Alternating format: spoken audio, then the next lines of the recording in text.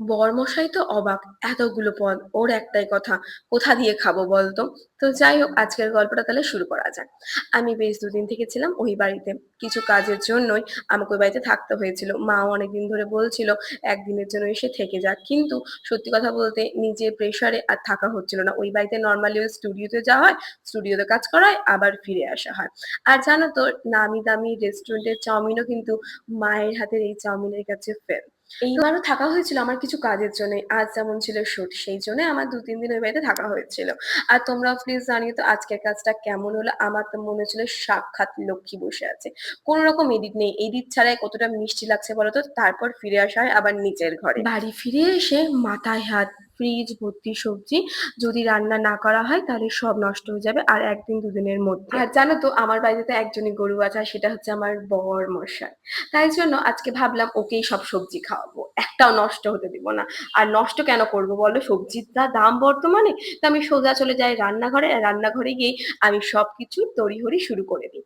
ফার্স্টেই বানিয়েছিলাম ঢেঁড়স ভাজা, তারপর কাঁকরোল ভাজা, তারপরে হচ্ছে পোস্ত দিয়ে ঝিঙে, ও খেতে খুব ভালোবাসে। তারপর চলে যাই লাউ, এই যে লাউ করেছিলাম বড়ি দিয়ে। অবশেষে ফ্রিজে গিয়ে দেখি পটলও পড়ে আছে, আমি সেই পটলটাকেও রান্না করে ফেলি। বর তো খেপেই ভূত।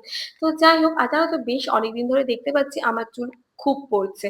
তো আমি একটা পেস্ট বানিয়ে নিয়েছিলাম অ্যালোভেরা জেল দিয়ে। আমি সেটা ইনস্টাগ্রামে দেখেছিলাম, জানি না কতটা হেল্প করবে, তবু আজকে ফার্স্ট টাইম ট্রাই করলাম। এই হেয়ার মাস্ক যদি আমি কোনো রকম উপকার পেয়ে থাকি, তাহলে আমি অবশ্যই তোমাদের সাথে এই হেয়ার মাস্কটা শেয়ার করব। বাই দ্য ওয়ে, হয়তো বর্ষাকাল বলেই এতটা হেয়ার ফল হচ্ছে।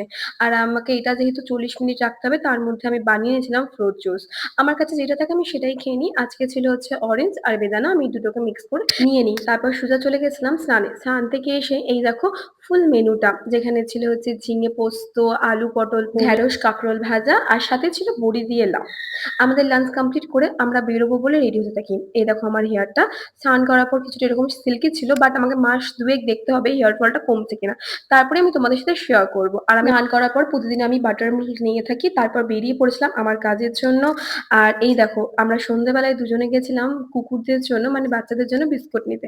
ওদের বিস্কুট আনতে না আনতে ওরা সামনে এসে হাত। অবশেষে আমরা চলে গেছিলাম স্মার্ট বাজারে কিছু টুকিটাকি কেনাকাটার জন্য। আর জানো তো, এই কাউন্টারটা না আমাকে নিজের দিকে টেনে নেয় যখনই আমি স্মার্ট বাজারে যাই। আর আমি তো গিয়ে খুব জোরাজোরি শুরু করি, আমাকে একটা কফি মাগ কিনে দাও, কিনে দিতেই হবে। অবশেষে ও আমাকে একটা কফি মাগ কিনে দেয়। চলো, আজকের মতো এখানে দেখা হচ্ছে নতুন কোনো ভিডিওতে।